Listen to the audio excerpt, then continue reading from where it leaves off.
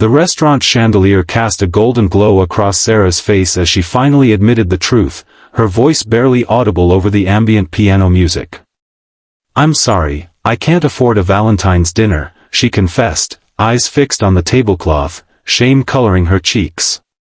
Across from her, Michael's expression shifted, not with disappointment as she expected, but with something else entirely.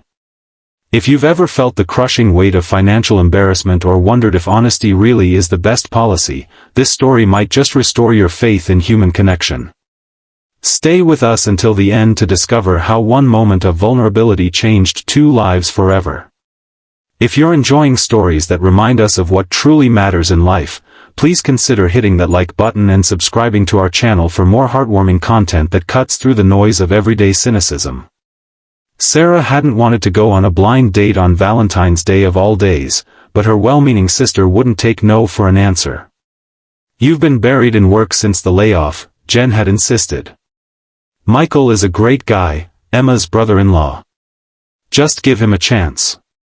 What her sister failed to mention was that the restaurant he'd suggested had entrees that cost more than Sarah's current daily food budget. Michael Carter had spent the morning helping his 7-year-old daughter Emma make Valentine's cards for her classmates.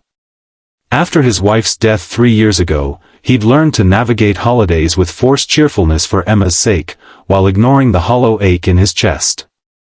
This blind date was his first attempt at something for himself in years, arranged by his sister-in-law who worried about his isolation. The awkwardness that followed Sarah's confession hung between them like a physical thing. Michael's menu remained unopened. "Can I tell you something?" he finally said, leaning forward. "I've been dreading this date all week." "Not because of you," he quickly added, seeing her expression fall further. "It's just, Valentine's Day feels like this enormous pressure. All these expectations about romance and perfection when real life is so much messier than that." Sarah's eyes lifted to meet his, surprise replacing embarrassment. "Exactly. It's like we're all supposed to pretend money isn't an issue and that romantic love conquers all," she said, her voice gaining strength.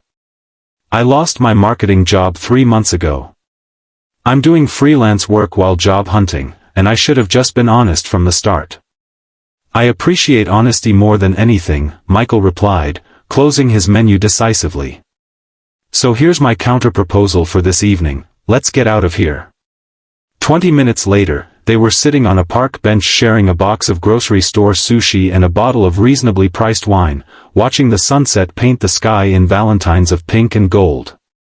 Michael told her about his daughter, about becoming a single parent at 33, about learning to French braid hair by watching YouTube tutorials. Sarah shared her dreams of starting her own marketing consultancy, her fear of failure, and her secret talent for terrible karaoke. "Emma's with my parents tonight," Michael explained. "I usually make her heart-shaped pancakes for Valentine's Day. She insists they taste better than regular ones." "They absolutely do," Sarah agreed with mock seriousness. "It's scientific fact." As night fell and the temperature dropped, Michael hesitantly offered Sarah his jacket. "This is so cliché," she laughed, but accepted it gratefully. Their conversation flowed easily, punctuated by comfortable silences that felt like old friendship rather than first-date awkwardness.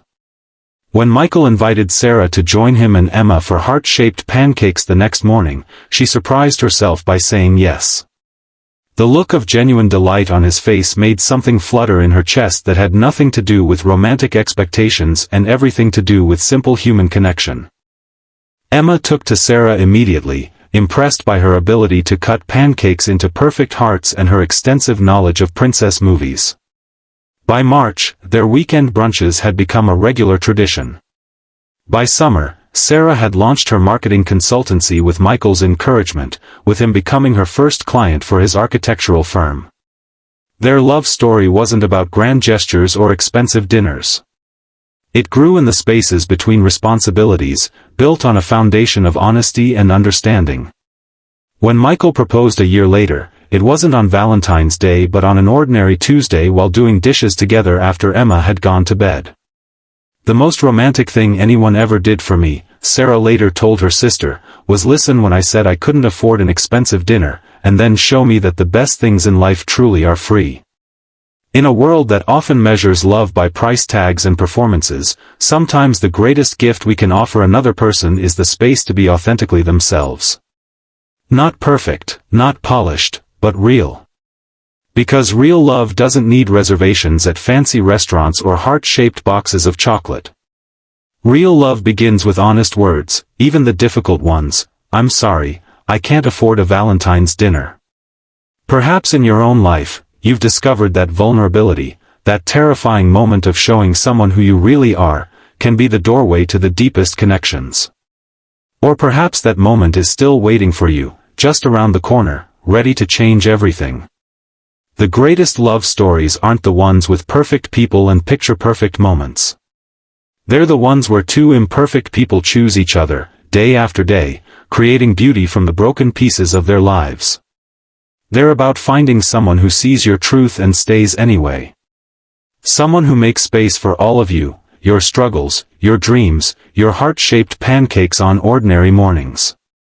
And isn't that, after all, what we're all searching for?